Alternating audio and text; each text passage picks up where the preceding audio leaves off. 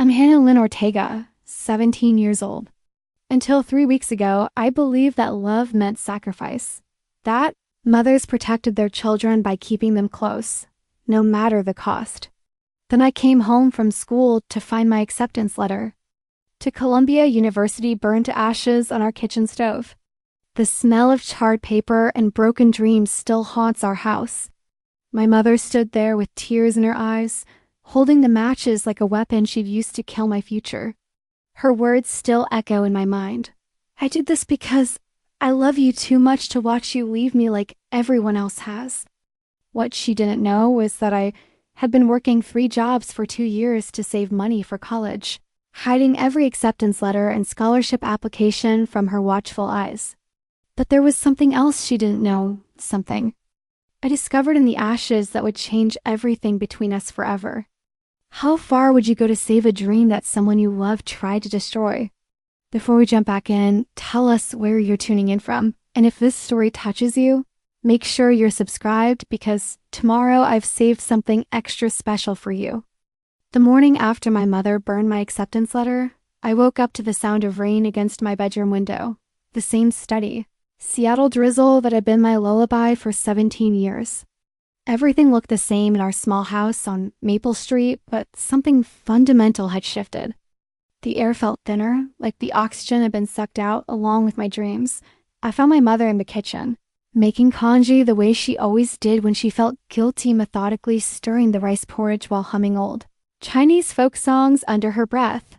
She didn't look up when I entered, but her shoulders tensed in that familiar way that meant she knew she'd crossed a line, but wasn't ready to admit it. "Good morning, Hannah," she said quietly, her English still carrying traces of the Guangzhou accent she'd never quite shaken after 27 years in America. "I made your favorite." I stared at the bowl she placed in front of me, watching steam curl up from the surface like tiny ghost. The congee was perfectly seasoned with ginger and scallions, garnished with a soft-boiled egg, exactly the way my father used to make it on Saturday mornings before he died. The irony wasn't lost on me that she was using his recipe to apologize for destroying my future. "Mom," I started, but she held up her hand.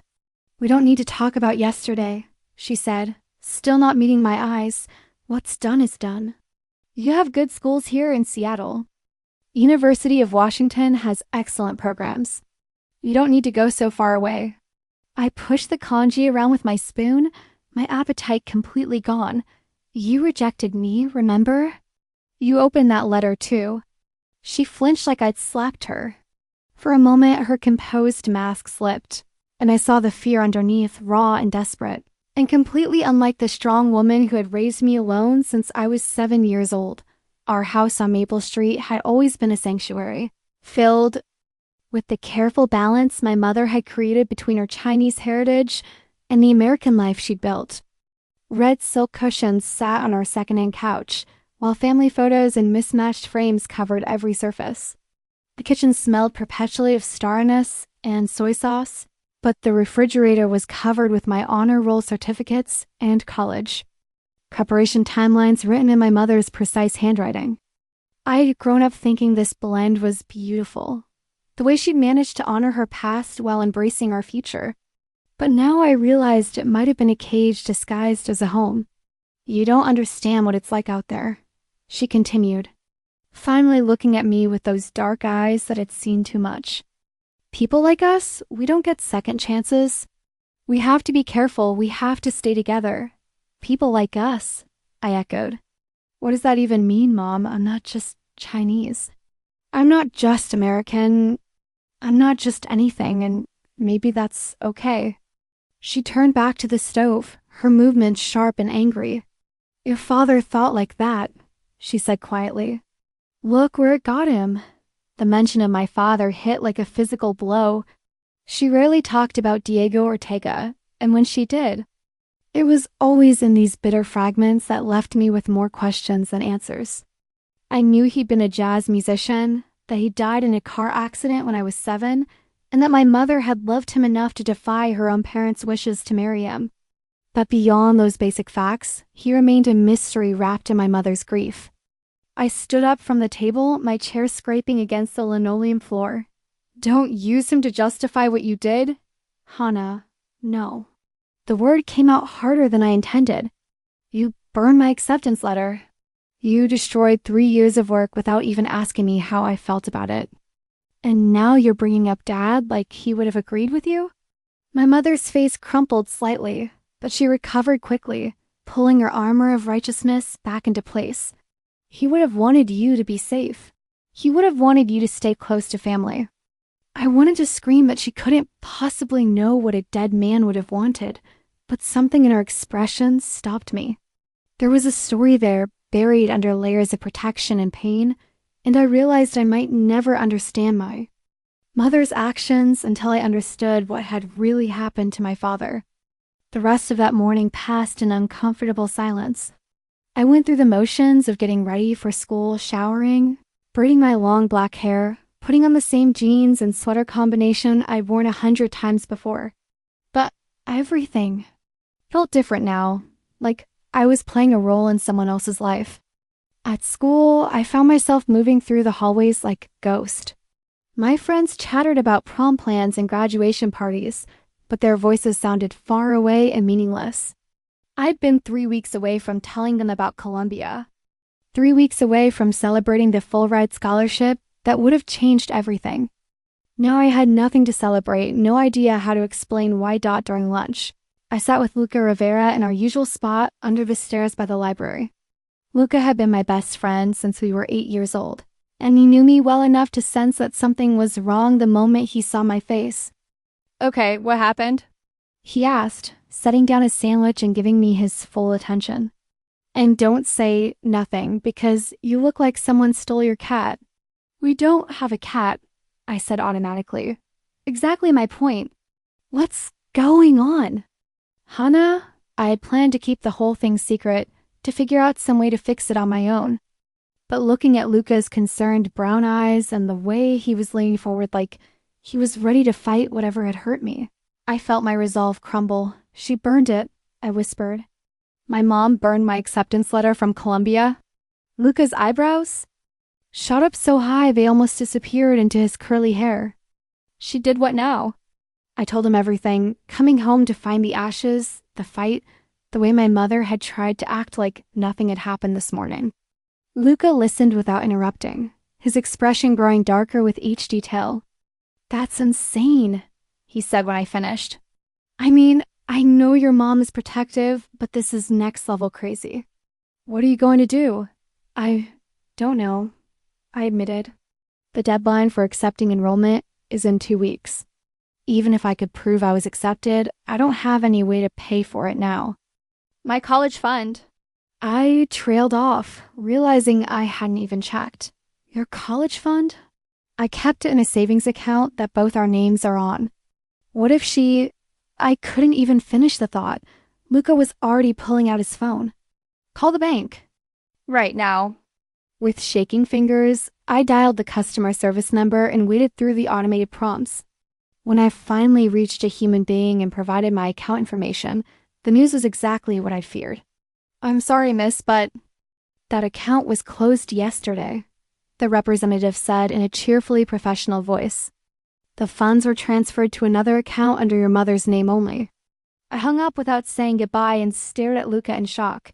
She took all of it, $18,000. Gone. Jesus, Hana, she really doesn't want you to leave. That's when it hit me, the full scope of what my mother had done. This wasn't just about burning a letter or having fears about me leaving home. She had systematically destroyed every avenue I had for independence, every door I'd carefully opened for myself over the past 3 years. This was about control, pure and simple.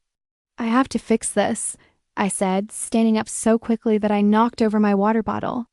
"I have to find a way to get that letter replaced and get my money back and figure out how to..." "Whoa, slow down," Luca said, grabbing my arm gently. "You can't fix 3 years of planning in 2 weeks. But maybe you don't have to do it alone." Something in his voice made me look at him more carefully. "What do you mean?" "I mean, maybe it's time you learn more about your family." The parts your mom doesn't want to talk about. He was right, and we both knew it. If I wanted to understand why my mother had done something so extreme, I needed to understand the fears driving her. And if I wanted to fight back effectively, I needed to know exactly what I was fighting against. That afternoon, I went home with a new sense of purpose. I would start with my father's things, the few belongings my mother had kept in the back of her closet, wrapped in tissue paper and hidden away like dangerous artifacts. For 17 years, she had controlled the narrative of our family story. But stories have a way of revealing themselves. Whether we're ready for them or not, as I climbed the stairs to her bedroom, I could hear my mother moving around in the kitchen below, probably, preparing another elaborate meal as penance for her sins. The sound of her humming drifted up through the floorboards. One of those sad Chinese folk songs that always made me feel like she was mourning something I couldn't name. Today, I was going to find out what that something was. The next morning brought more rain and a peculiar tension that seemed to seep through our house like fog. My mother had left early for her job at the accounting firm, but not before placing a perfectly arranged breakfast on the counter. Fresh fruit cut into neat pieces, toast with exactly the right amount of butter, and a thermos of jasmine tea that was still warm when I came downstairs. It was her way of saying she loved me without actually having to address what she'd done. Classic mom behavior: fix the symptoms, ignore the disease. I ate quickly and headed to school, but my mind was already 3 steps ahead, planning my afternoon investigation. During the PE literature, Mrs. Fairbanks noticed my distraction and asked, "I need to stay after class." Mrs. Fairbanks had been my English teacher for 2 years, and she was the one who had encouraged me to apply to Columbia in the first place. She was the kind of teacher who saw potential in students before they saw it in themselves, and she had a way of asking questions that made you think harder about everything. "You seem troubled today, Hana," she said once the other students had filed out. "Is everything all right with your college plans?" I hesitated, unsure how much to reveal. Mrs. Fairbanks had written one of my recommendation letters, and she'd been genuinely excited when I told her about my applications. How could I explain that my own mother had sabotaged everything? "There have been some complications at home," I said carefully. She studied my face with those sharp blue eyes that missed nothing. "What kind of complications?" Before I could stop myself, the whole story came tumbling out. Mrs. Fairbanks listened without judgment, occasionally nodding or making small sounds of understanding. When I finished, she was quiet for a long moment. "Hana," she said finally, "I want you to know that what your mother did was not okay. Regardless of her motivations, she violated your trust and your autonomy in a fundamental way. Hearing an adult validate my feelings was like having someone throw me a life preserver when I was drowning." "But she's my mom," I said weakly. "She says she did it because she loves me." "Love doesn't give someone the right to control another person's future," Mrs. Fairbanks said firmly. "And love certainly doesn't give someone the right to destroy another person's dreams without their consent." She opened her desk drawer and pulled out a small paperback book with a worn cover. "I want you to have this," she said, handing it to me. "It's a collection of essays by women who had to fight for their right to self-determination. I think you might find it ... illuminating." I looked down at the book, The Courage to be Free: Women's Stories of Liberation and Choice. The cover showed a photograph of a young woman walking away from the camera toward a bright horizon. "Thank you," I said, tucking the book into my backpack. "Hana," Mrs. Fairbanks said as I was about to leave, "you have options, more options than you might realize right now. Don't let anyone convince you that this is the end of your story." I carried her words with me for the rest of the day, turning them over in my mind like prayer beads. By the time I got home that afternoon, I felt ready to begin the search that might give me the ammunition I needed to fight back. My mother's bedroom was at the end of the hallway, past the bathroom we shared and the linen closet that still smelled faintly of the lavender sachets she made every spring. I had been in her room countless times over the years, but always with permission, always for specific reasons. This felt different, like crossing into enemy territory. The room was exactly what you'd expect from someone who valued order and control. The bed was made with military precision. The dresser top was clear except for a small jade plant and a framed photo of me at my 8th grade graduation. Everything had its place, and every place had its purpose, but I wasn't interested in the surfaces. I was interested in the secrets. I started with the closet, pushing aside her work clothes and the few dresses she kept for special occasions. In the very back, behind a garment bag containing her winter coats, I found what I was looking for, a large cardboard box with Diego written on the side in my mother's careful handwriting. My hands shook as I lifted the box and carried it to her. Bed. Inside, I found the remnants of my father's life, things my mother had saved but never shared with me. There were photographs I'd never seen, showing a younger version of my mother laughing with a tall, handsome man who had my same dark eyes and wide smile. There were letters written in Spanish, sheet music covered with handwritten notes, and a small collection of jazz albums. But it was the photograph at the bottom of the box that stopped me cold. The picture showed my mother, my father, and a woman I didn't recognize, someone who looked like a younger, wilder version of my mother. They were standing outside what looked like a jazz club, all three of them laughing at something outside the frame. My father had his arm around my mother, but the other woman was leaning into the shot like she belonged there too.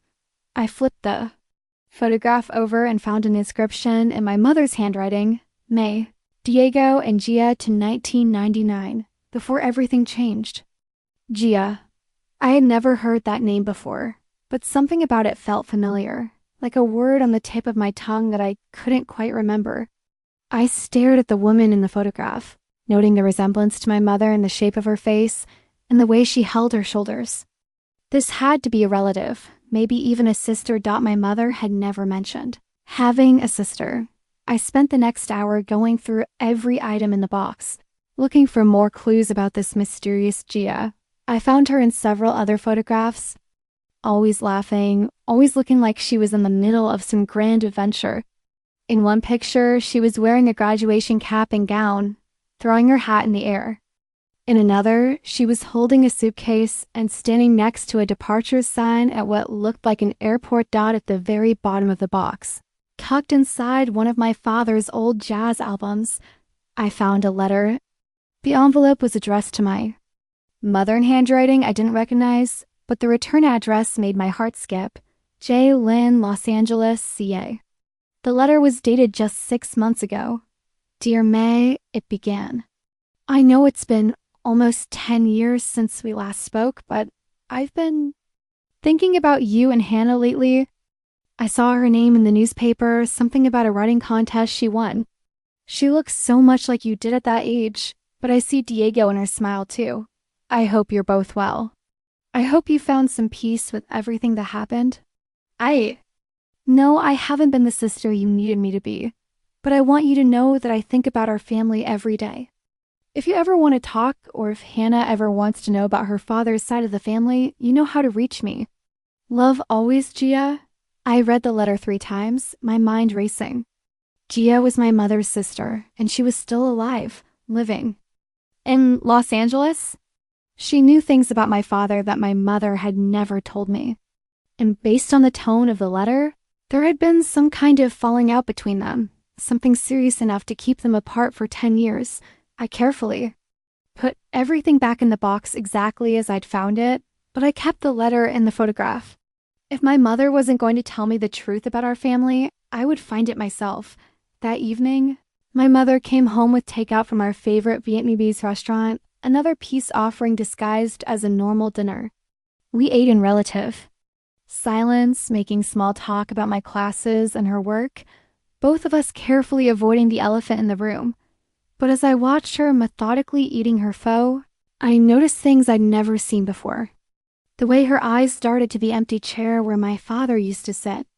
The way she flinched slightly whenever I mentioned anything about the future.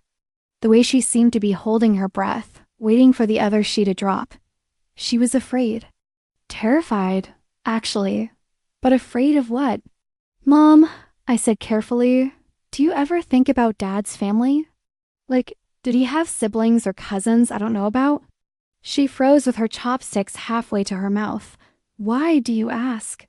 I just realized I don't know anything about that side of my family. It seems weird that I've never met any of his relatives. Your father didn't have much family, she said quickly. His parents died when he was young. There's no one important for you to know. It was a lie. I could tell by the way she couldn't meet my eyes, by the way her voice got slightly higher. When she was being evasive, my mother was many things, but she had never been a good liar. What about your family? I pressed. Do you have any siblings? This time she actually dropped her chopsticks. They clattered against her bowl, splashing broth onto the table. Hannah, why are you asking me these questions? Because I'm 17 years old and I don't know anything about my own family history. Because you burned my acceptance letter and I'm trying to understand why. Because I feel like there are things you're not telling me. My mother stood up abruptly, her chair scraping against the floor. Some things are better left in the past, she said coldly. Some stories don't need to be told. She started clearing the table with sharp, angry movements, but I could see her hands shaking. Maybe I disagree, I said quietly.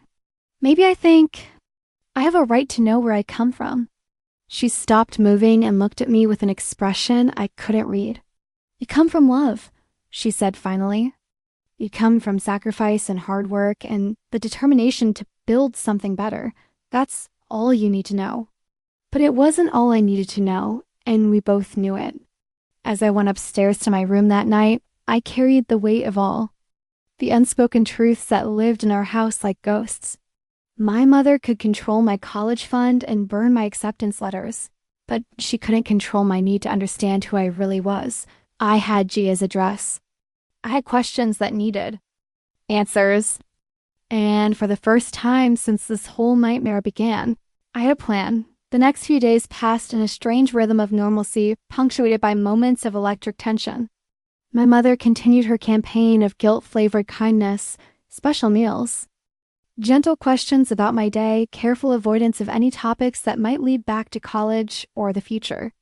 I played along, but underneath the surface, I was conducting my own quiet investigation. I started with the internet, searching for any trace of Gia Lin in Los Angeles.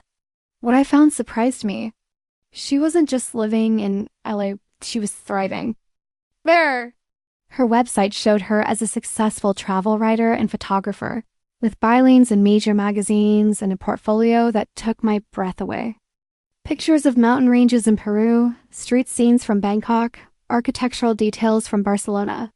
This was a woman who had built exactly the kind of life my mother insisted was impossible for people like us. The more I learned about my aunt, the more questions I had. If Gia had managed to create this amazing career for herself, why had my mother never mentioned her? Why had they been estranged for 10 years? And what did any of this have to do with my father? I also spent time reading the book Mrs. Fairbanks had given me. The essays were written by women from different backgrounds and time periods, but they all shared a common theme. The moment when they decided to choose their own path instead of the one others had chosen for them. One essay, written by a Korean American woman about defying her parents' expectations, felt so close to my own experience that I had to put the book down and walk around my room to process it. The hardest part, she wrote, wasn't disappointing my parents. It was accepting that their love for me and their vision for my life were two separate things, and that I could honor the first while rejecting the second. On Friday afternoon, Luca found me in the library during our free period, hunched over my laptop and surrounded by printouts. You look like a private investigator, he said, sliding into the chair next to me. Find anything good? Telling and preparing this story took us a lot of time, so if you are enjoying it, subscribe to our channel. It means a lot to us. Now back to the story. I showed him what I discovered about Gia, the website, the magazine, articles, the evidence of a life lived boldly and on her own terms. Damn, he said, scrolling through her photography portfolio. Your aunt is badass. Look at this picture from Nepal. She climbed a mountain to take this shot. I know, right? But here's the weird part. My mom acts like she doesn't exist. Like she never had a sister at all.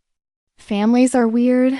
Lucas said with the authority of someone who'd been raised by his grandmother after his mother was incarcerated for drug possession.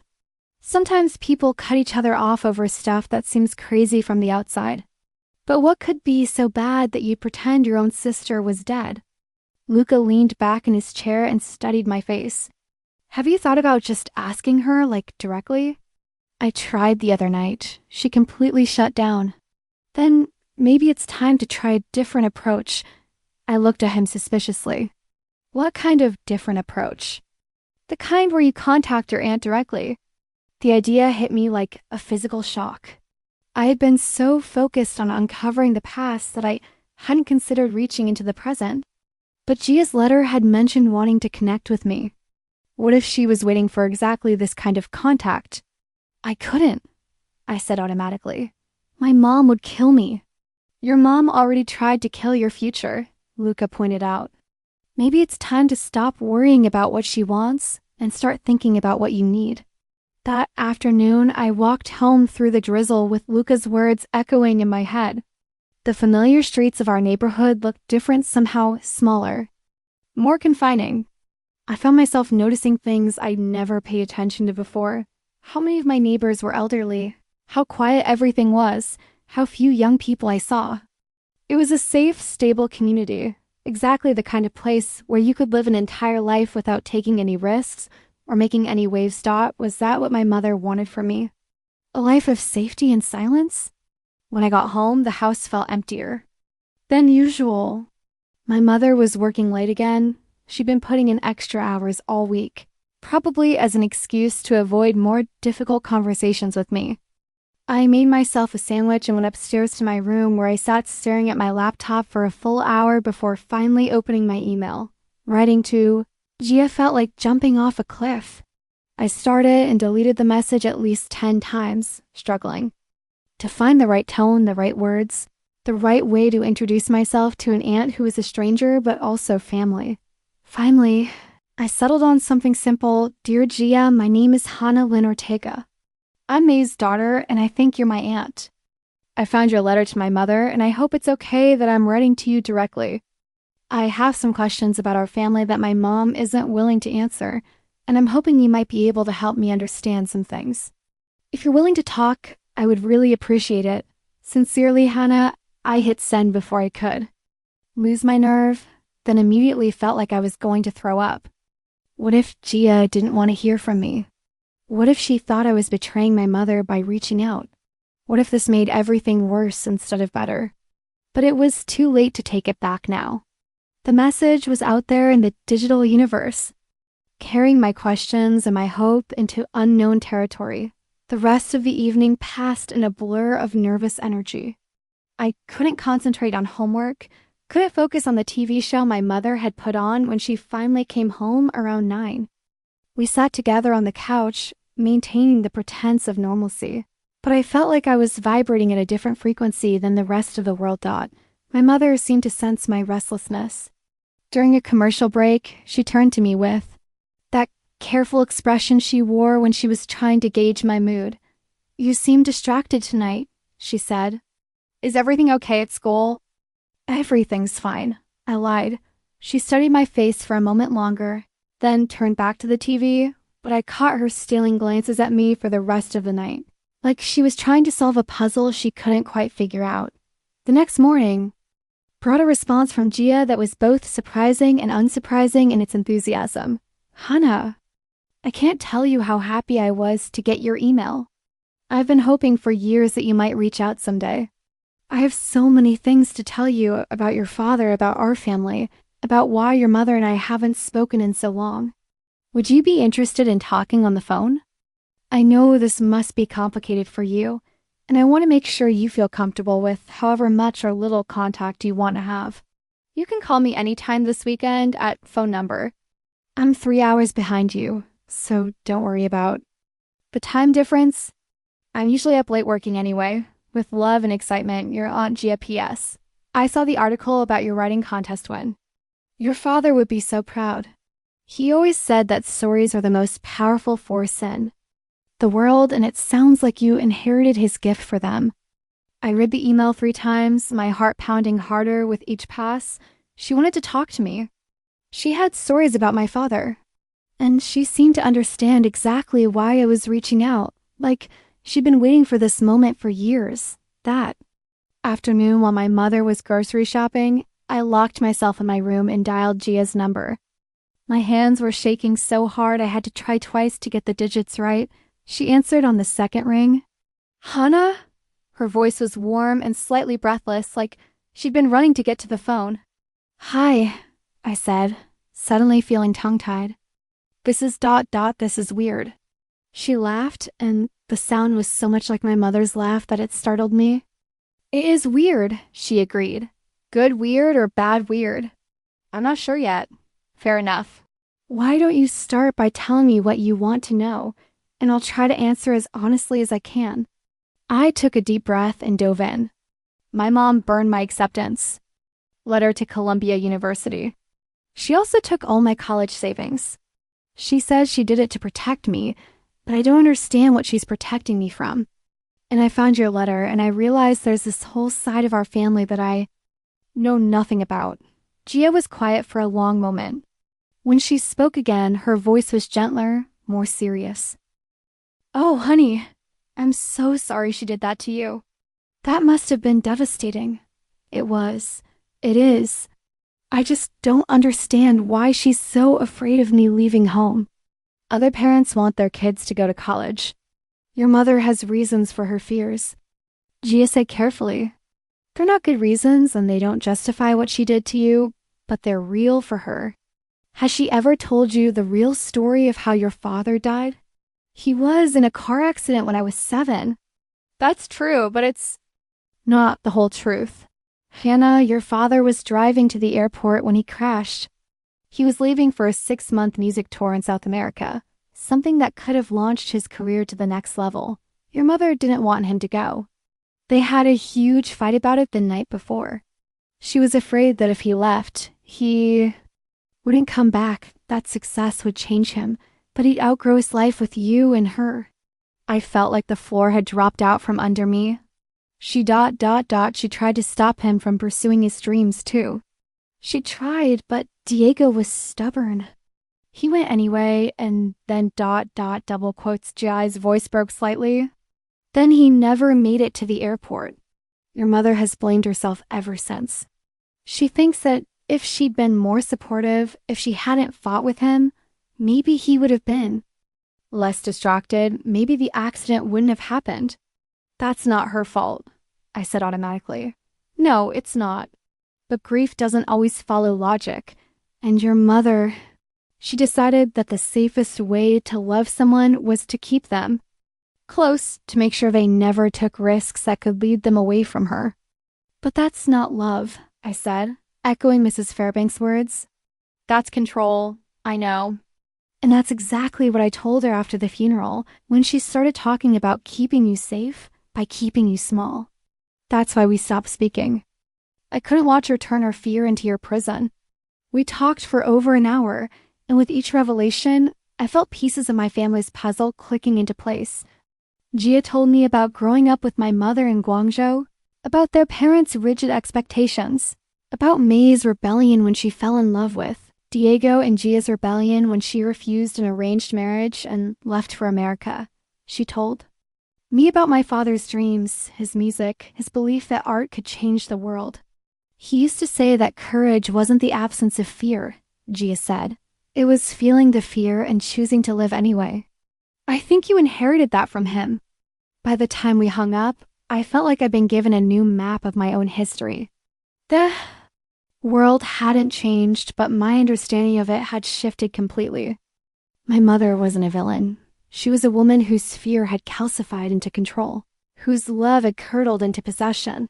But understanding her motivations didn't mean I had to accept her choices. As I sat in my room that evening, listening to my mother moving around downstairs, I realized that I had reached a crossroads. I could accept her version of safety and spend the rest of my life wondering what might have been. Or I could choose to honor both parts of my heritage, the caution that had kept my mother alive and the courage that had made my father's music soar For the first time since she burned my acceptance letter, I knew exactly what I was going to do. The knowledge I gained from talking to Gia sat in my chest like a live coal for the next several days. Every interaction with my mother took on new layers of meaning. When she made my favorite breakfast, I saw her fear of losing me. When she asked about my homework, I heard her desperate need to keep me focused on safe, local concerns. When she hummed those sad Chinese folk songs, I finally understood that she was mourning not just my father, but all the dreams that had died with him. But understanding her pain didn't make it easier to live with the consequences of her actions. If anything, it made everything more complicated. How do you fight someone who's hurting you out of love? How do you choose freedom when you know it will break the heart of the person who raised you? I found myself moving through school in a strange state of hyper-awareness.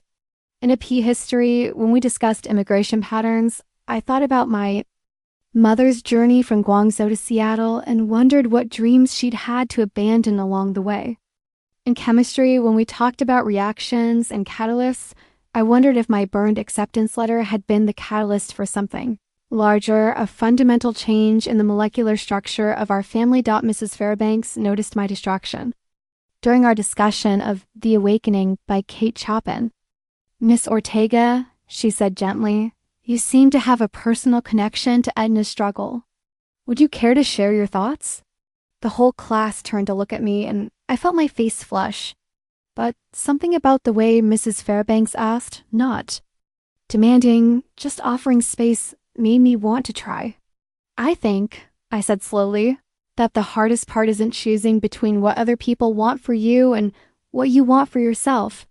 It's when the people who love you genuinely believe that their version of your life is better for you than your own version." "Go on," Mrs. Fairbanks encouraged. "Edna's husband isn't evil. He provides for her, he follows all the social rules. He probably thinks he's being a good husband, but he can't see that his version of care is actually a cage. And Edna can't figure out how to be free without destroying everything he's built around her." The classroom was completely silent. I could feel my classmates processing what I'd said, probably wondering why I sounded so personal about a 19th century novel. "That's a very sophisticated reading," Mrs. Fairbanks said. "What do you think Chopin is suggesting about the price of awakening?" "That sometimes you have to choose between being loved and being yourself. And that maybe those shouldn't be mutually exclusive, but sometimes they are." After class, Mrs. Fairbanks asked me to stay behind again. "That was quite an insight," she said once we were alone. "Are you working through some of these themes in your own life?" I nodded, not trusting myself. To speak, would it be helpful to talk about it? And suddenly, all the emotions I'd been holding back came pouring out. I told her about my conversation with Gia, about learning the truth of my father's death, about the impossible position I found myself in. Mrs. Fairbanks listened with a kind of attention that made me feel like my words mattered. "It sounds like you're carrying a lot of weight right now," she said when I finished. "I just don't know how to move forward. I understand why my mom is afraid, but I can't live my life to manage her trauma. But I also can't stand the thought of hurting her more than she's already been hurt." Mrs. Fairbanks was quiet for a moment, then opened her desk drawer and pulled out a small notebook. "I want to give you something," she said, handing it to me. "This is a writing journal. Sometimes when we're facing impossible choices, the act of writing can help us see paths we couldn't see before." The journal was beautiful, leather-bound with unlined pages, the kind of thing that demanded thoughtful, important words. "I want you to try an exercise," she continued. "Write a letter to your future self, not the version of yourself that other people want you to become, but the version you want to become. Don't worry about how you'll get there or what obstacles might be in your way. Just focus on who you want to be and what you want to accomplish." That evening, I sat at my desk with the journal open in front of me. Outside my window, the Seattle rain continued its eternal dance against the glass. Downstairs, I could hear my mother watching one of her Chinese soap operas, the dramatic music and emotional dialogue creating a soundtrack for my own family drama. I picked up my pen and began to write, "Dear future Hana, I hope you're reading. This from your dorm room at Columbia, or maybe from an apartment in New York where you're working as a journalist, or maybe from someplace I can't even imagine yet. I hope you remember what it felt like to be 17 and trapped between love and freedom, between honoring your family and honoring yourself. I hope you found a way to choose both. I hope you found a way to be brave without being cruel, to be independent without being selfish. I hope Mom learned to see your success as her success, your freedom as proof of how well she raised you. I hope you remember that wanting more doesn't make you ungrateful. I hope you remember that love isn't supposed to make you smaller. I hope you remember that Dad's dreams and Mom's fears don't have to define your reality. I hope you're writing stories that matter. I hope you're using your voice to speak for people who can't speak for themselves. I hope you're building bridges between different worlds instead of walls. Most of all, I hope you're happy. Not the kind of happiness that comes from avoiding all risks and staying safely small, but the kind that comes from knowing you chose your own path. Even when it was scary. Love, 17-year-old Hannah S. Please tell me you figured out how to help Mom heal. Please tell me she's proud of you. Please tell me you found a way to honor her sacrifice without sacrificing yourself. Writing the letter felt like opening a valve that had been closed too tight. For the first time in weeks, I could breathe fully. I could see past the immediate crisis to a future that felt possible, even if I didn't know yet how to reach it. But the feeling of clarity was interrupted by a knock on my bedroom door. Hana? My mother's voice was hesitant, unsure. Can I come in? Sure, I said, quickly closing the journal and sliding it into my desk drawer. She entered my room carefully, like she was entering foreign territory. She rarely came into my space uninvited, and something about her posture told me this wasn't a casual visit. I wanted to talk to you, she said, sitting on the edge of my bed, about what happened, about the letter. My heart started beating faster. Okay, I know you're angry with me. I know you think I'm being unreasonable, but I need you to understand something. She paused, gathering her thoughts. When I was your age in China, I had dreams too. I wanted to study literature, maybe become a teacher or writer, but my parents had different plans. They said girls, like me, didn't need big dreams, that security was more important than satisfaction. I waited, sensing there was more, so I rebelled. I came to America. I fell in love with your father. I thought I could have everything I wanted. And for a while, it was beautiful. But then, her voice broke slightly. Then I learned that dreams can be dangerous. That when you reach too high, you can fall too far. Mom, I said gently, what happened to Dad wasn't your fault. She looked at me with surprise, as if she hadn't expected me to understand the connection. How did you, she started, then stopped. It doesn't matter whose fault it was.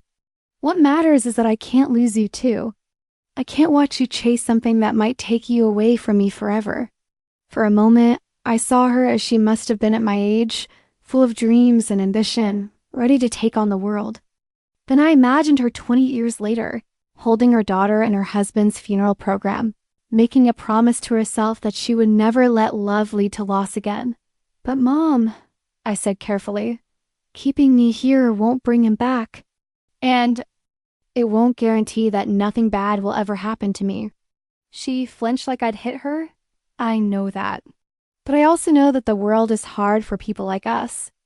I know that it's easier to fail when you don't have family money or connections or a safety net. I know that dreams don't always come true, and I don't want you to end up broken and disappointed. What if I want to risk being disappointed? What if I'd rather try and fail than never try at all? She was quiet for a long time, staring at her hands folded in her lap. Your father used to say things like that, she said finally. He said that music was worth any risk, that art was worth any sacrifice. I thought he was naive. I thought I was being practical. Maybe you were both right, I said. Maybe some things are worth the risk, and maybe it's also important to be careful. Maybe the answer isn't to choose one or the other, but to find a balance. She looked up at me then, and I saw something shift in her expression, a tiny crack in the wall of fear she'd built around herself. "I don't know how to let you go," she whispered. "I don't know how to stop being afraid." It was the most honest thing she'd said to me in years, maybe ever. And in that moment, I realized that my choice wasn't really between my dreams and her fears. It was about finding a way to pursue my future while helping her heal from her past. "You don't have to stop being afraid," I said. "But you also don't have to let your fear make my choices for me." We sat in silence for a while, both of us processing the weight of what had been said. Outside, the rain continued its eternal conversation with our roof. And I thought about how water always finds a way around obstacles, always finds a path forward. Maybe that's what I needed to do too. Not crash through my mother's fears like a flood, but find a way around them, through them, over them. Find a path that honored both her need for security and my need for freedom. "I want to show you something," I said finally, getting up and retrieving one of my father's jazz albums from my backpack. One I'd borrowed from the box in her closet. Her eyes widened when she saw it. "Where did you get that?" "I found the box in your closet." "I'm sorry for going through your things, but I needed to understand. I needed to know who he was." She reached out and touched the album cover gently, like it might disintegrate under her fingers. "He loved this album," she said softly. "He used to play it when he was working on new songs. He said Coltrane understood something about transformation that most people never learned." "What kind of transformation?" "How pain can become beauty. How struggle can become strength. How you can honor where you came from while still moving toward where you're meant to be." We looked at each other across the small space of my bedroom, and I felt something fundamental shift between us. Not resolution, exactly, but recognition. We were both carrying the weight of loving and losing my father. We were both trying to figure out how to move forward without betraying the past. "Mom," I said quietly, "I found Aunt Gia." This time she didn't flinch. She just nodded like she'd been expecting this revelation. "I know," she said. "I've known for a while that you were looking for answers I wasn't giving you. I suppose it was inevitable that you'd find her." She told me about the fight you and Dad had before he left, about why you blame yourself. My mother's composure finally cracked. Tears started flowing down her face, and her shoulders shook with the weight of 10 years of held grief. "I should have supported him," she sobbed. "I should have trusted that his love for us was bigger than his dreams. Instead, I made him choose, and then he died thinking I didn't believe in him." I moved to sit beside her on the bed and put my arms around her. She felt smaller than I remembered, more fragile. "He knew you loved him," I said. "And he knew you. We're scared. That doesn't make what happened your fault." We held each other while she cried, for my father, for the life they should have had together, for all the dreams that had been buried with him. And maybe a little bit for the daughter she was finally ready to let grow up Dot when her tears finally subsided. She pulled back and looked at me with red, swollen eyes. "What did Gia tell you about your father?" She asked Dot, and so I told her. "About his belief in the power of stories, about his courage, about his dreams of using music to connect different cultures and communities." I told her about the man I was learning to know through other people's memories, and how understanding him was helping me understand myself. "He sounds like you," she said when I finished. "Stubborn and idealistic and determined to change the world. Is that such a bad thing?" She was quiet for a moment. "No," she said finally. "I suppose it's not. It wasn't a complete victory." She hadn't agreed to help me get back into Colombia, hadn't apologized for burning my letter or taking my money. But something had shifted. The wall between us had developed a crack, and light was beginning to seep through Dot as she stood to leave. My room, she paused at the door.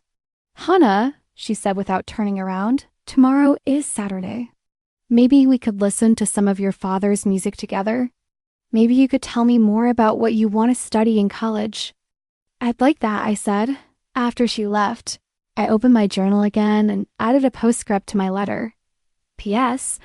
I think I might have figured out how to help Mom heal." It starts with helping her remember that love and loss aren't the same thing, and that honoring Dad's memory means carrying forward his courage, not his absence. Saturday morning arrived with unexpected sunshine, the kind of rare Seattle day that made everything look possible. I woke up to the smell of my mother making pancakes, not the efficient weekday breakfast she usually prepared, but the elaborate weekend version with fresh blueberries and real maple syrup that meant she was making an effort. I found her in the kitchen, humming one of my father's favorite jazz standards as she flipped pancakes with practiced precision. She'd put his album on the old stereo system, and the sound of John Coltrane's saxophone filled our house for the first time in years. "Good morning," she said, glancing up at me with a tentative smile. I thought we could have a proper breakfast. "Today, it smells amazing," I said, and meant it.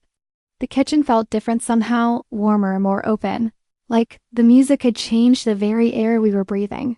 We ate together while A Love Supreme played in the background, and I watched. My mother's face transformed as she listened. Her shoulders relaxed, her expression softened, and for brief moments I could see the young woman who had fallen in love with a jazz musician in a smoky club 20 years ago. "He used to play this song when he was frustrated with a composition," she said during a quiet passage. "He said Coltrane understood that you had to go through the chaos to get to the clarity." Is that what he was doing? Going through chaos to get to clarity? She considered the question seriously. I think he was trying to figure out how to be a good father and a good artist at the same time. I think he was trying to prove that he could chase his dreams without abandoning his responsibilities. "And you didn't think he could do both?" "I was afraid," she admitted. "I was afraid that success would change him, that he'd realize he could have a bigger life without us holding him back." I set down my fork and looked at her directly. "Is that what you're afraid of with me? That I'll realize I can have a bigger life without you?" The question hung in the air between us like a challenge. My mother stopped eating and stared at her plate for a long moment. "Yes," she said finally. "That's exactly what I'm afraid of." Her honesty was brutal and beautiful at the same time. Here was the truth that had been hiding under all her protective actions, all her controlling behavior. She wasn't just afraid I'd get hurt, she was afraid I'd outgrow her. "Mom," I said gently, "what if getting bigger doesn't mean leaving you behind? What if it means taking me with me?" She looked up at me with confusion. "What do you mean?" "I mean, what if my success becomes our success?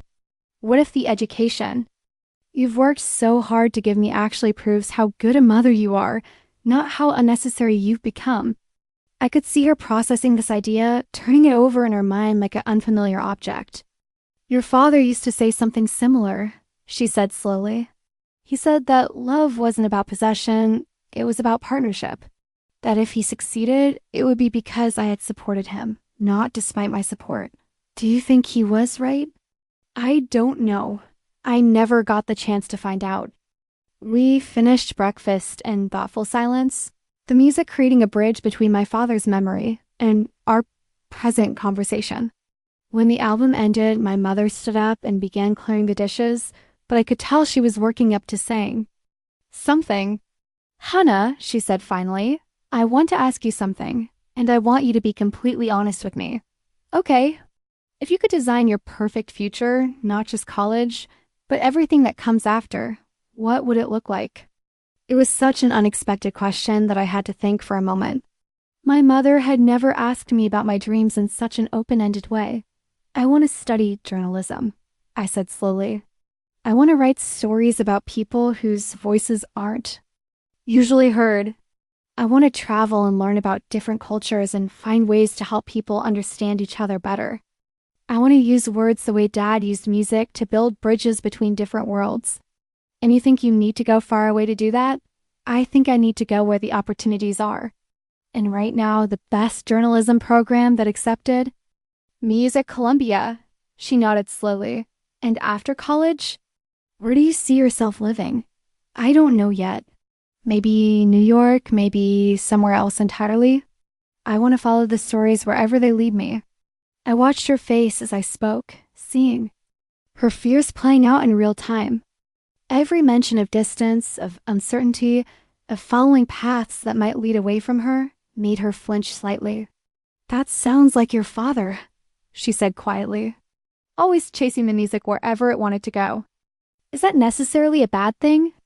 "No," she said, surprising me. "It's not necessarily a bad thing. It's just ...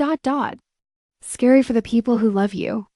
We spent the rest of the morning going through more of my father's things together.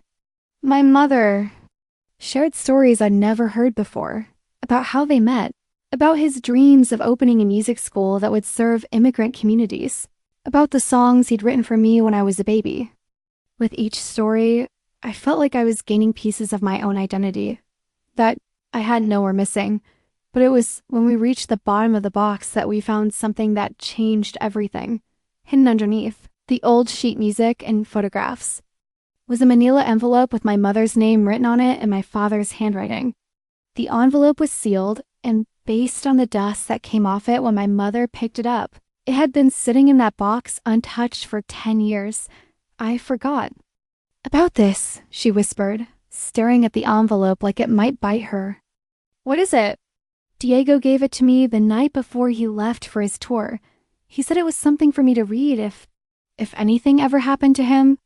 I put it in here after the funeral, but I was never brave enough to open it." My heart was pounding. "Do you want to open it now?" She looked at me with an expression I'd never seen before, vulnerable and terrified and hopeful all at once. "I think I need to," she said. "I think it's time."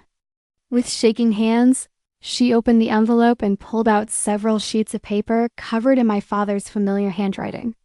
As she read, I watched her face cycle through a dozen different emotions: surprise, pain, joy, regret, and finally, something that looked like peace. "What does it say?" I asked when she finished. She handed me the letter with tears streaming down her face. "Read it," she said. "I think you need to know what kind of man your father was." The letter was dated the night before my father's fatal trip. "My dearest May, if you're reading this, it means that something has happened to me, and I need you to know some things that I may not have said clearly enough while I was alive.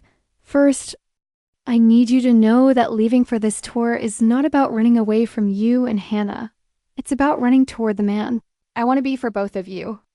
I want to be someone Hannah can be proud of, someone who showed her that it's possible to chase your dreams without abandoning your family. I know you're afraid that success will change me, that I'll become someone who doesn't need the life we've built together. But May, success without you would be meaningless.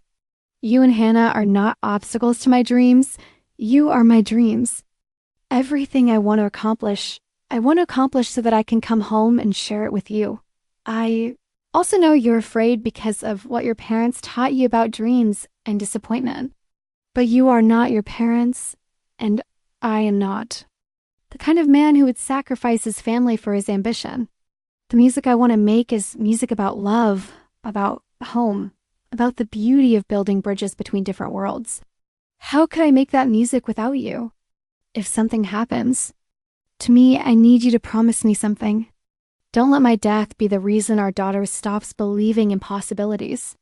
Don't let your fear of losing her keep her from becoming who she's meant to be. She has my stubborn heart and your brilliant mind, and the world needs what she has. To offer help her be brave, May. Help her believe that she can honor our family while still choosing her own path. Show her that love means supporting someone's growth, not limiting it. And please don't blame yourself if something happens to me. The choice to pursue this tour is mine, and whatever consequences follow are mine too. You have given me the greatest gift anyone could give, a reason to dream big and a home to return to. That is enough. That is everything. I love you both more than music, more than dreams, more than life itself. Always yours. DIUGOPS. There's a trust fund set up for Hannah's education. The details are with our lawyer, Mr. Patterson.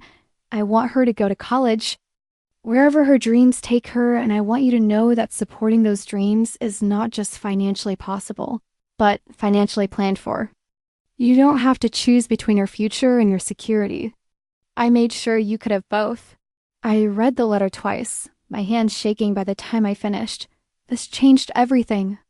Not only had my father planned for my education, but he had explicitly asked my mother to support my dreams, not limit them.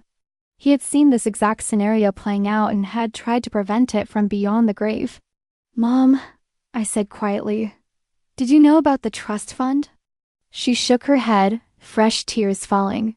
I stopped talking to Mr. Patterson after the funeral. I couldn't bear to deal with any of the legal details. I just assumed the life insurance money was all there was. "How much do you think might be?" "In there? I don't know. But Diego was careful about money. If he set something aside for your education, it's probably substantial."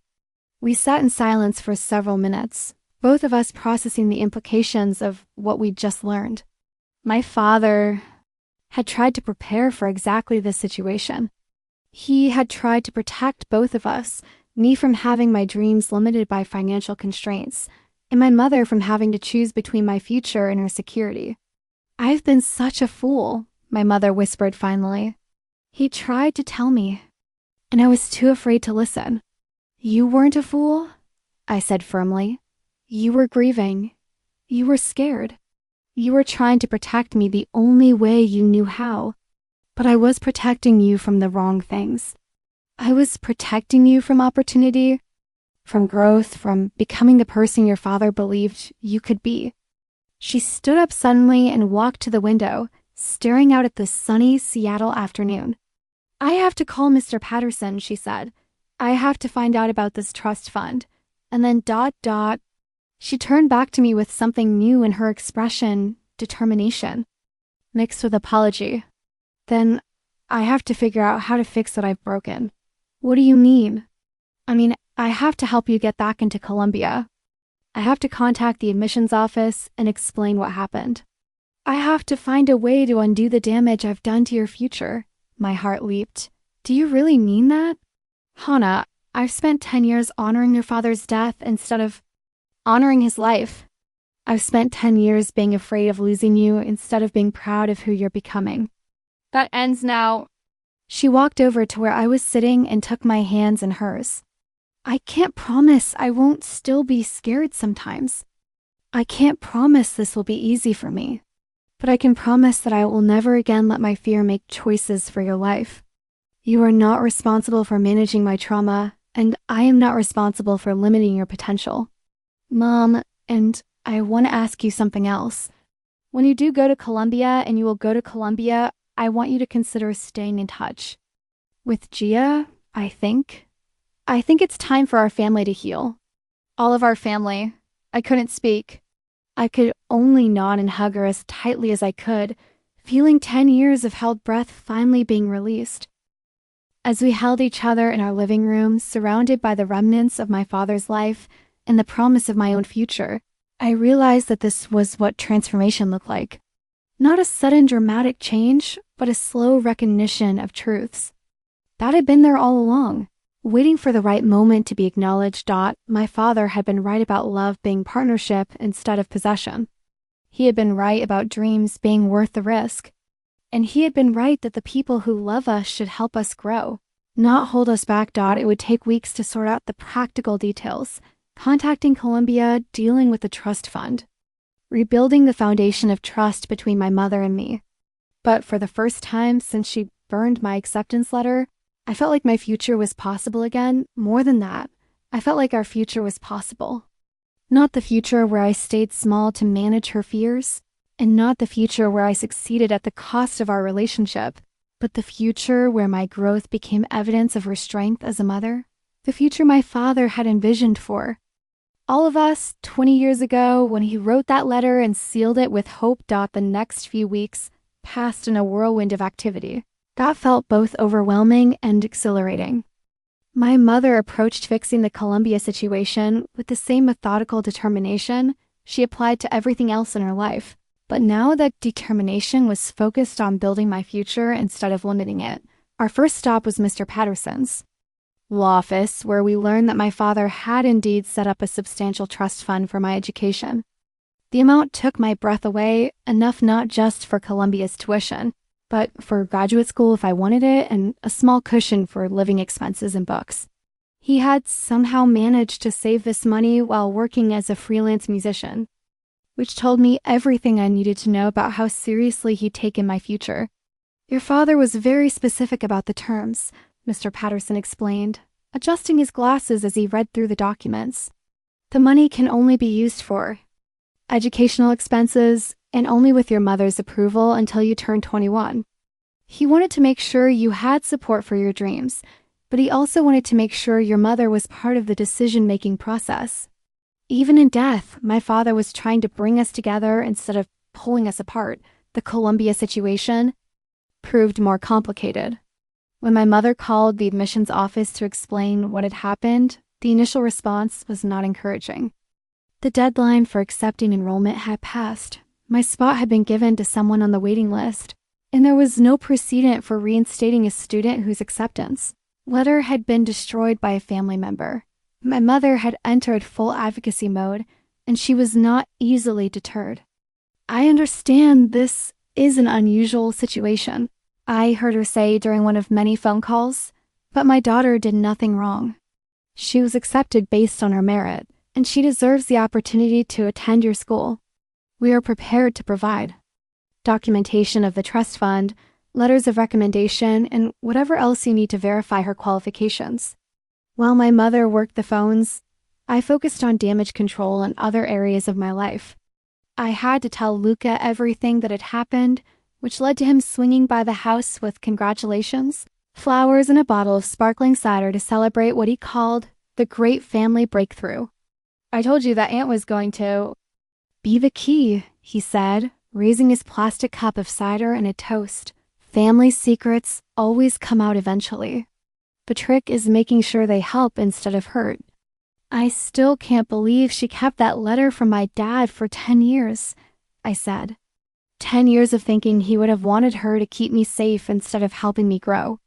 Grief makes people do weird things, Luca said with the wisdom of someone who'd watched his own family navigate loss and trauma.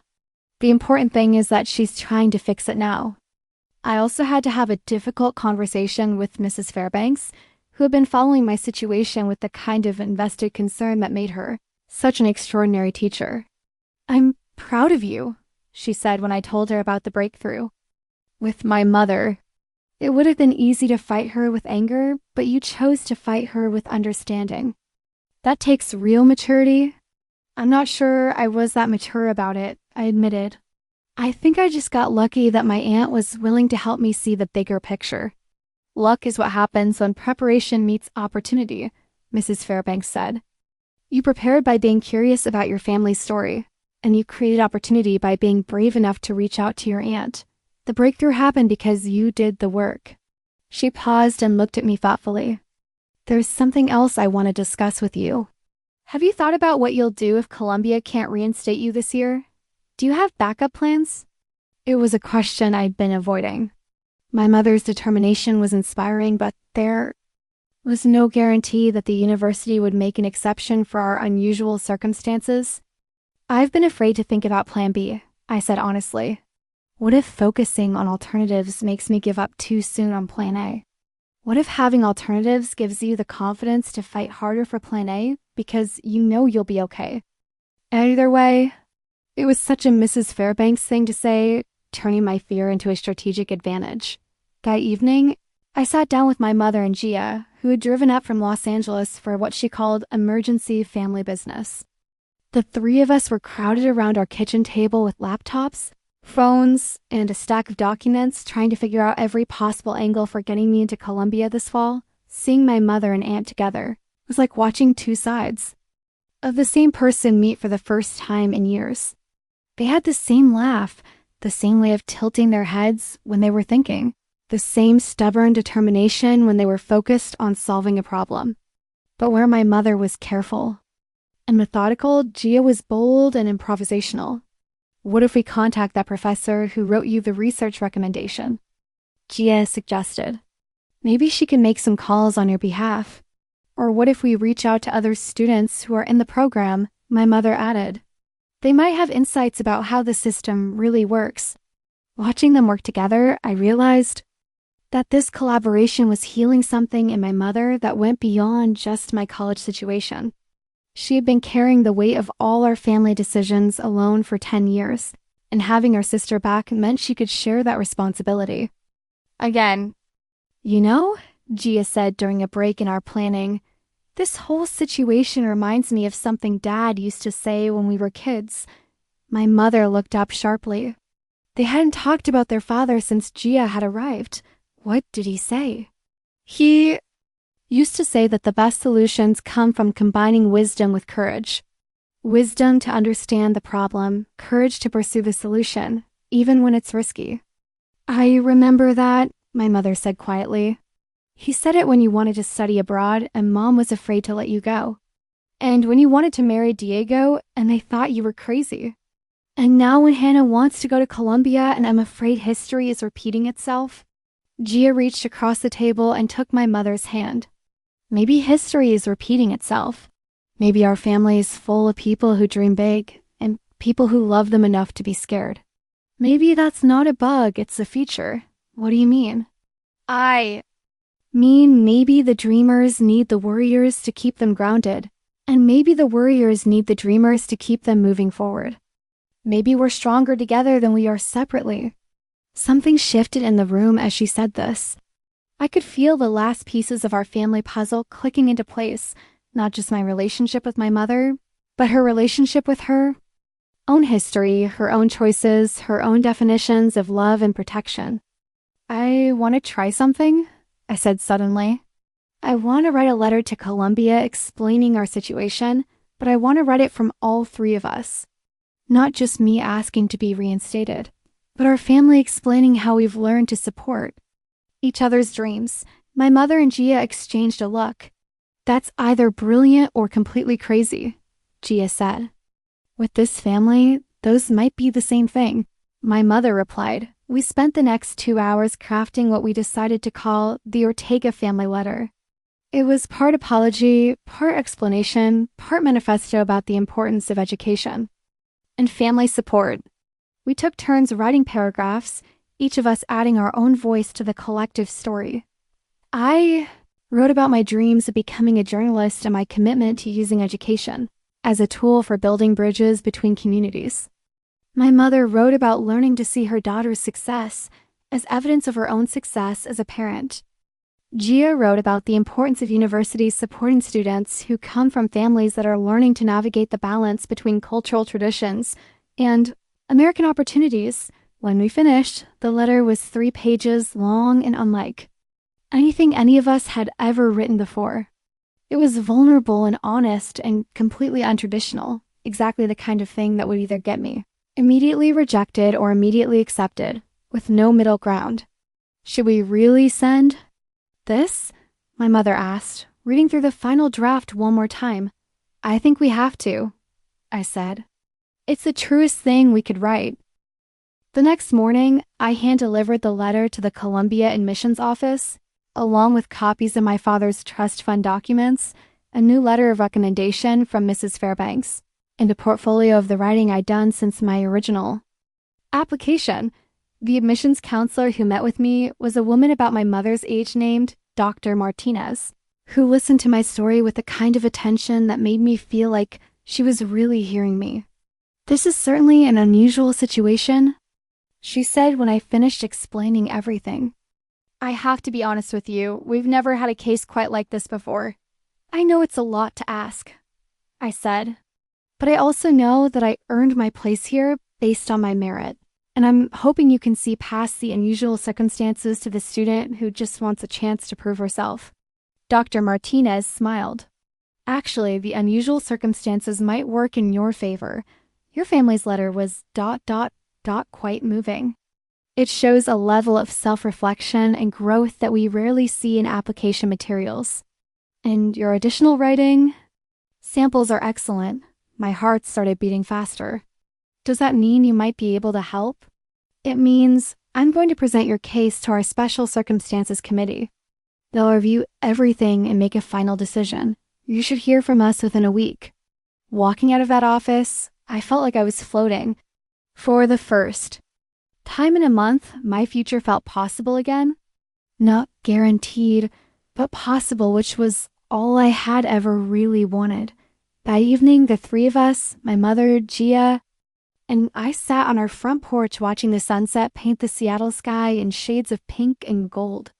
We had done everything we could do. Now we just had to wait. Whatever happens, my mother said quietly, I want you to know that I'm proud of who you're becoming. I'm proud of how you handled this whole situation with grace and maturity. I'm proud that you're my daughter. And I'm proud to be part of this family, Gia added. All of us, including Diego, wherever he is. We're all part of this story. I looked at these two strong, complicated women who had shaped my understanding of what it meant to be brave, what it meant to be careful, and what it meant to find the balance between honoring your past and choosing your future. I love you both, I said, and I think Dad would be proud of all of us. As the stars began to appear in the darkening sky, I thought about how much had changed in just a few weeks.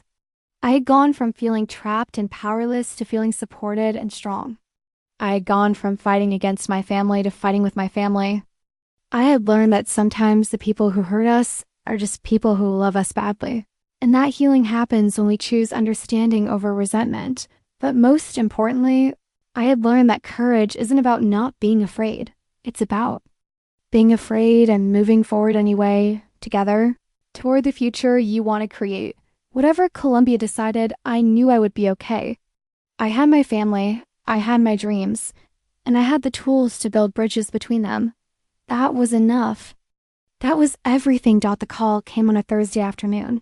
Exactly 1 week after my meeting with Dr. Martinez, I was in the middle of calculus class when my phone buzzed with an unknown New York number. My heart stopped, but I forced myself to wait until after school to listen to the voicemail. I found an empty classroom and played the message with shaking hands. Hi, Hannah. This is Dr. Martinez from Columbia University. I have news about your special circumstances review, and I'd prefer to discuss it with you directly. Could you please call me back at your earliest convenience? I'll be in my office until 6 Eastern time today. The message told me nothing and everything at once. If it were bad news, wouldn't she have just said so in the voicemail? But if it were good news, wouldn't she have sounded more excited? I called my mother first. They want to talk to me directly, I told her, reading more meaning into Dr. Martinez's tone than was probably there. What do you think that means? I think it means you should call her back right now, my mother said, and I could hear her, trying to keep her own anxiety out of her voice. Whatever the news is, we'll handle it together. I took a deep breath and dialed Columbia's number. Dr. Martinez, this is Hana Ortega, returning your call. Hannah, thank you for calling back so quickly. I wanted to let you know that our Special Circumstances Committee has reviewed your case, and we've made a decision. The pause that followed felt like it lasted forever. We've decided to reinstate your admission for the fall semester. Your spot in the journalism program is yours if you want it. For a moment, I couldn't speak. The words hit me like a physical force, and I had to sit down to process what I'd just heard. Are you ... are you serious? I finally managed. I'm completely serious. Your family's letter was extraordinary, and your additional writing samples convinced the committee that you're exactly the kind of student we want at Columbia. Your story of resilience and family growth really resonated with everyone who read. I can't believe it, I whispered. I actually can't believe it. Believe it? Dr. Martinez said, and I could hear the smile in her voice. You've earned this, Hana. All of you have. We'll be sending official paperwork in the next few days. But I wanted to call personally to congratulate you. When I hung up the phone, I just sat in that empty classroom for several minutes, trying to absorb the reality of what had just happened. I was going to Columbia. I was going to study journalism in New York City. I was going to have the future I dreamed of, but more than that, I was going to have it with my family's blessing and support. I called my mother next, and she started crying before I even finished telling her the news. I'm so proud of you, she kept repeating. I'm so proud of all of us. Then I called Gia, who screamed so loudly I had to hold the phone away from my ear. I knew it. she yelled. "I knew they'd see how special you are. This is incredible." And finally, I called Luca, who responded by showing up at my house 30 minutes later with a homemade cake that said, "Columbia Bound," in slightly lopsided frosting letters. "I made this just in case," he explained, grinning from ear to ear. I figured if it was bad news, we'd eat cake to feel better. If it was good news, we'd eat cake to celebrate. That evening, our house filled with an energy I'd never felt before. My mother called in sick to work so she could spend the time planning and celebrating. Gia extended her visit for a few more days. Even Mrs. Fairbanks stopped by after school to congratulate me and bring a stack of books she thought I'd need for college. "I want you to remember this feeling," she told me as we sat on the front porch. "Remember how it feels to fight for something you believe in and win. Remember that your voice matters, that your dreams are worth pursuing, that you have people who will support you even when it's scary." "I'll remember," I promised Dot. As the evening went on, I found myself thinking about all the pieces that had come together to make this moment possible. My father's foresight in setting up the trust fund. My mother's courage in admitting her mistakes and working to fix them.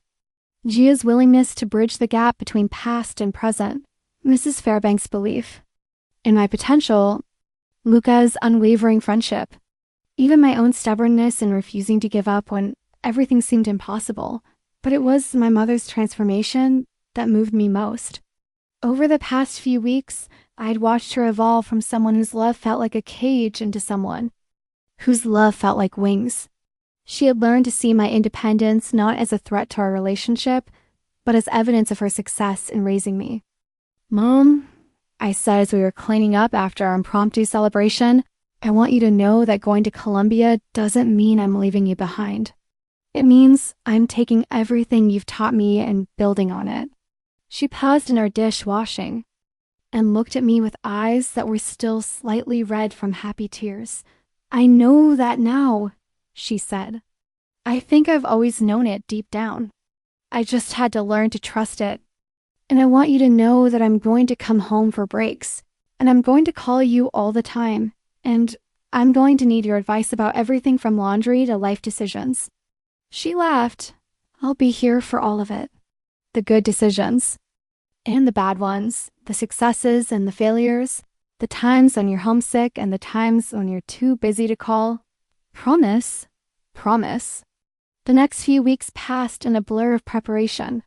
There were forms to fill out, housing applications to submit, course catalogs to study. My mother threw herself into the logistics with the same intensity she'd once used to control my choices, but now she was channeling that energy into supporting my choices instead. She researched New York neighborhoods so she could understand where I'd be living. She bought me practical things like winter coats and rain boots. She even started following Columbia's journalism school on social media so she could stay connected to my academic world. "I want to understand your life," she explained when I teased her about her sudden interest in media theory articles. "I want to be able to have real conversations with you about what you're learning." Gia decided to stay in Seattle for the rest of the summer, working remotely from our guest room and helping with college preparations. Having her there felt like gaining a missing piece of our family puzzle, someone who could translate between my mother's protective instincts and my adventurous ones, someone who understood both the value of dreaming big and the importance of staying connected to home. One evening in late July, the three of us were sitting in the backyard, planning my dorm room setup and debating whether I needed a coffee maker or could survive on dining hall coffee. "You know," Gia said, "I've been thinking about what your father would say if he could see us now." "What do you think he'd say?" I asked. "I think he'd say that this is exactly what he hoped for when he wrote that letter. A family that supports each other's dreams instead of fearing them. A daughter who's brave enough to chase her ambitions and wise enough to stay connected to her roots. A mother who's learned that letting go is just another way of holding on." My mother nodded slowly. "He always said that love should make people bigger, not smaller. I think I lost sight of that for a while. But you found your way back," I said. "We all found our way back." As summer turned toward fall, I felt myself changing in ways that went beyond just preparing for college. I was becoming someone who understood that family love and personal independence weren't opposites, but partners. Someone who knew that honoring your heritage could coexist with choosing your own path. Someone who had learned that the strongest families are the ones that grow together, instead of holding each other back. The night before I left for New York, my mother and I sat up late going through my father's box one more time. We looked at photos, read letters, listened to his music, and shared stories about the man who had brought us together and whose death had almost torn us apart. I used to think that losing him was the worst thing that could happen to our family. My mother said as we packed the last of his albums for me to take to college. But now I think the worst thing would have been letting his death stop us from living the way he would have wanted us to live. How do you think he would have wanted us to live? Boldly, she said without hesitation. Lovingly. With courage and curiosity and connection to each other. The way you're about to live. The next morning, as I loaded my suitcases into Gia's car for the drive to the airport, I felt a complex mixture of excitement and sadness, anticipation and gratitude. I was leaving home, but I was also carrying home with me in the lessons my mother had taught me about resilience, in the creativity I'd inherited from my father, and the adventurous spirit I shared with my aunt. Take care of each other while I'm gone, I told my mother and Gia as we stood together at the security checkpoint. Take care of yourself, my mother replied, hugging me so tightly I could barely breathe.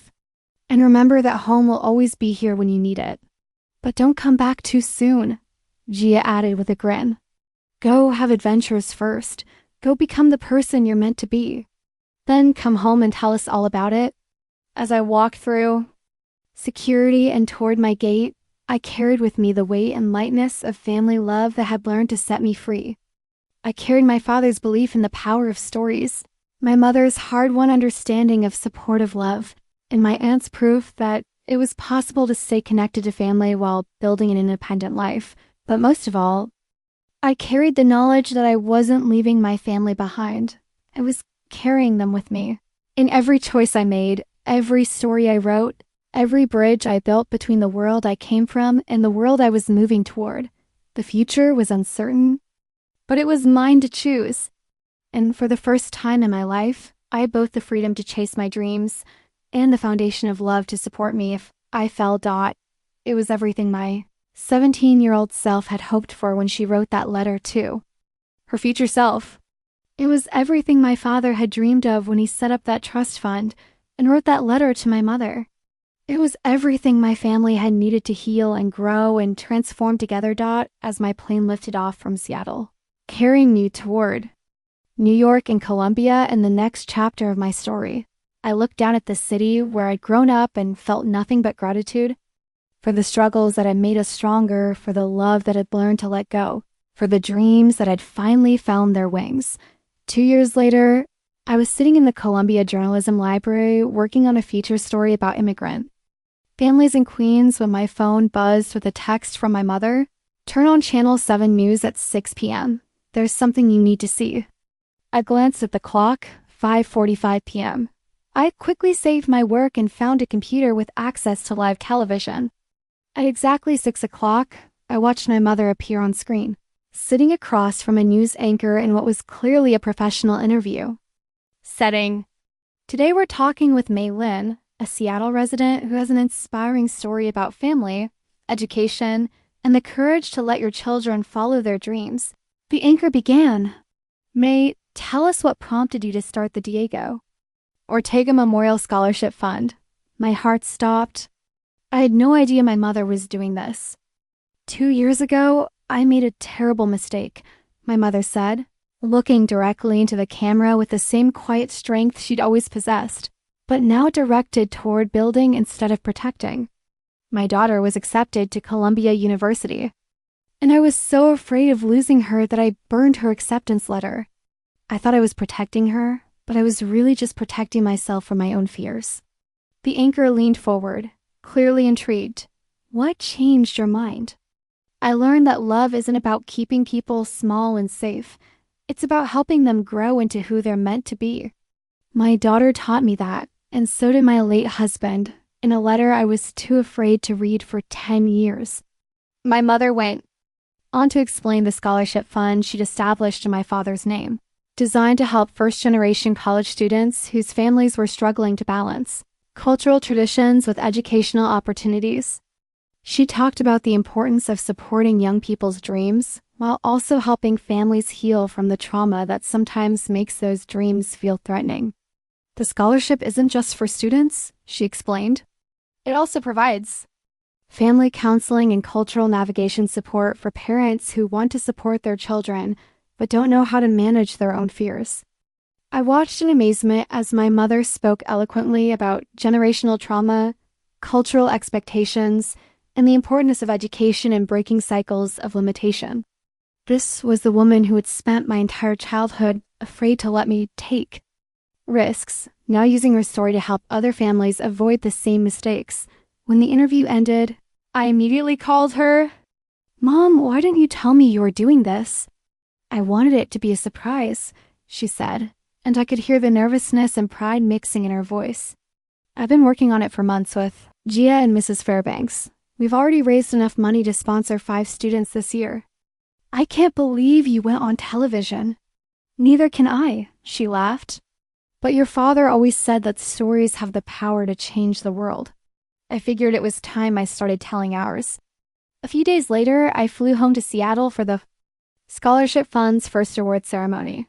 The event was held at my old high school, and the gymnasium was packed with families from across the region, parents, and teenagers. Navigating the same tensions between security and opportunity that my family had faced, watching my mother speak to this crowd was like watching a completely different person than the one who had burned my acceptance letter 2 years ago. She was confident, articulate, and passionate about helping other families find their way through the maze of cultural expectations and educational dreams. This scholarship exists because my family learned that love means supporting each other's growth, not limiting it, she told the audience. We learned that honoring our heritage and choosing our own paths aren't opposites, they're partners. The 5 scholarship recipients were an incredible group. A Somali girl who wanted to study environmental science, a Mexican boy who dreamed of becoming a doctor, a Vietnamese girl who wanted to pursue social work, a Filipino boy interested in engineering, and a Cambodian girl who hoped to study journalism like me, when the Cambodian girl, whose name was Sophia, came up to receive her award. She reminded me so much of myself at that age that I had to wipe away tears. After the ceremony, I sought her out. "I heard you want to study journalism," I said. "What kind of stories do you want to tell?" "Stories about families like mine," she said shyly. "About what it's like to be caught between 2 worlds, and how you can honor both of them." "That's exactly the kind of story the world needs," I told her. "And I'd love to stay in touch with you as you pursue your studies. Maybe we can even work on some projects together." Her face lit up. "You do that?" "Absolutely. We have to support each other, right?" Later that evening, my family, including Gia, who had moved back to Seattle to help manage the scholarship fund, gathered at our house for a quiet celebration. We sat in the same living room where my mother had first told me about burning my acceptance letter, but everything felt completely different now. "I have something for you," my mother said, handing me a wrapped package. Inside was a framed photograph I'd never seen before. My father and me when I was about 5 years old, both of us laughing at something outside the frame. But what made it special was that my mother had written a note on the matting around the photo. "To Hana, who taught me that the best way to honor your father's memory is to live with his courage. Thank you for refusing to let my fear become your cage. Thank you for showing me that love means helping people fly. I am so proud of the woman you've become and the journalist you're becoming. All my love, Mom. When did you find this picture?" I asked, my voice thick with emotion. "I've had it all along," she said. "I just wasn't ready to look at it before. I wasn't ready to remember how much joy there was before the fear took over. And now I want to remember the joy. I want to build on it instead of hiding from it." We spent the rest of the evening looking through photo albums and sharing stories, not just about my father, but about all the ways our family had grown and changed over the past 2 years. Gia told us about the travel writing workshop she was planning to teach for scholarship recipients who wanted to explore cultural journalism. My mother shared her plans to expand the scholarship program to include mentorship and internship opportunities. What about you? Gia asked me, what's next for your own journalism career? I'd been working on an answer to that question for months. My time at Columbia had been everything I'd hoped for and more. I'd studied with incredible professors, written for the campus newspaper, and completed internships at major media outlets. But increasingly, I found myself drawn to stories like my own, stories about families navigating cultural identity, generational expectations, and the complex negotiations between tradition and change. I want to come back to Seattle after graduation, I said. I want to work for a local paper or start a freelance practice focused on covering immigrant and first-generation communities. I want to tell the stories that don't usually get told. My mother looked surprised. You want to come back? I thought you loved New York. I do love New York, but I've learned that home isn't a place you run away from or a place you get trapped in. It's a place you choose again and again because of the people and work that mattered to you.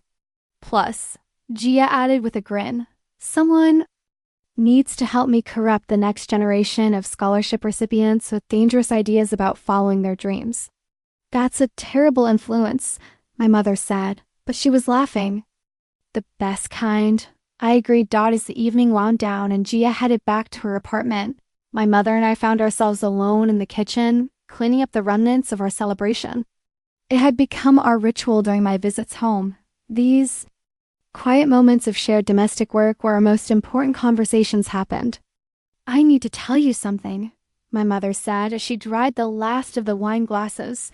I've been talking to a therapist. I looked up from the dishes I was washing. Really? Really? I realized that even though we've healed our relationship, I still have work to do on my own relationship with fear and loss. I want to make sure I don't pass my unresolved trauma on to anyone else. Not you, not the scholarship families, not myself. How is it going? It's hard, she said honestly, but it's also freeing. I'm learning that grief doesn't have to be the loudest voice in my life. I'm learning that I can honor your father's memory by living with hope instead of fear. I'm proud of you for doing that work. I'm proud of all of us for doing that work. We didn't just fix a problem, Hannah. We transformed ourselves into the people we needed to be. As I flew back to New York the next day, I carried with me a sense of completeness I never felt before. Not because everything was perfect, but because everything was honest. My family had faced our deepest fears and found ways to transform them into sources of strength. We had learned to support each other's growth without losing our connections to each other. My mother was no longer the person who burned acceptance letters out of fear. She was the person who created opportunities for other families to avoid the same mistakes. Gia was no longer the estranged sister who had been cut off from family. She was the bridge builder who helped heal old wounds while creating new possibilities. And I was no longer the teenager trapped between obligation and independence. I was the young woman who had learned to honor both her heritage and her ambitions. 6 months later, I graduated from Columbia with honors and a job offer from the Seattle Times to cover immigration and community issues. The day I moved back to Seattle, my mother and Gia met me at the airport with a sign that read, "Welcome home, storyteller." Ready for the next chapter? Gia asked as we loaded my boxes into her car. Ready, I said, looking out at the familiar skyline of the city where I'd grown up, left, and chosen to return to. I think this is going to be the best one yet.